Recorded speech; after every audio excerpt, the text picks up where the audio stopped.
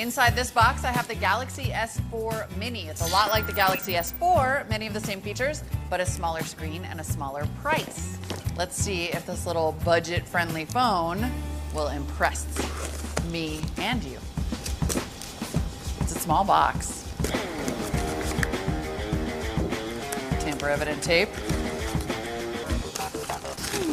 Ooh, it looks so tiny. It's totally mini. This is gonna be hilarious, by the way, because this Mini, I think, is the size that most phones used to be. Remember, like 2 years ago? All right, let's get it out of here. I continue to love Samsung's packaging, by the way.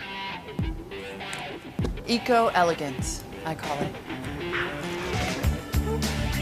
Oh, look at that little nubbin. So cute.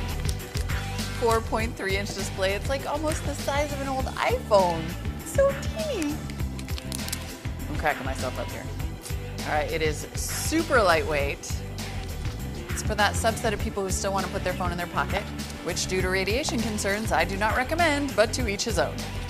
Let's get the battery out of here while I figure out what else is in the box. We have a little quick start guide, some earphone thingies, our international power brick, headphones, charging cable, and finally, the battery. Let's pop that in here. You definitely have a little bit of that plasticky Samsung feel for those who like that or don't like that. It's impossible to get the back off, apparently. Seriously, what is the deal with that? Am I missing something? No. If I break a nail in this Mini, I'm gonna be mad. Of course, if I break this Mini, I'm gonna be madder. I did it. I'm less in love with the packaging, but the packaging in this case is the phone.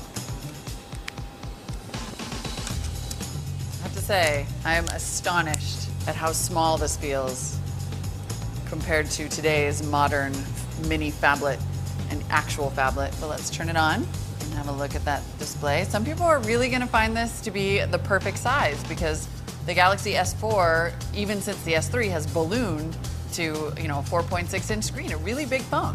This is nice and tidy. There you have it. I'm gonna go through some of the setup here, and while I do that, let's talk about the specs. The Galaxy S4 Mini has a 4.3-inch Super AMOLED display. It's a 960 by 540 resolution, which is a little disappointing, but remember, this is the cheaper model. It runs a 1.7 gigahertz dual-core Qualcomm Snapdragon 400 processor powered by 1.5 gigabytes of RAM. It has just 8 gigs of onboard storage, although it is expandable via microSD up to 64 gigs. It runs Android Jelly Bean 4.2 with Samsung's TouchWiz UI. You're either a fan of that or you're not, but you can always customize at least a little bit. The Mini is an LTE phone that also has Wi-Fi, NFC, and Bluetooth. It has a removable 1900 milliamp hour battery, which our editors say can last a full day of moderate to heavy use. The camera on the S4 Mini is 8 megapixels compared to the S4's 13 megapixels, and it also has a front-facing HD camera. It does get many of the features of the bigger S4, like Smart Stay, which keeps the display on if you're looking at it, motion control for pausing video or audio, and Group Play for sharing music with other Samsung phones. The full unlocked price is $580 US. The S4 Mini does seem like a perfectly premium phone, and in fact, its price is not that much lower than the S4 at $580. So I would say this is not a budget option. This is all about having a phone that's smaller than something like a Nexus 4, smaller than the big brother S4, something maybe closer in size to an iPhone. It's really all about your pocket, and if that's what you're most concerned with, it's a good one. Check out CNET's full review for all the details on the S4 Mini.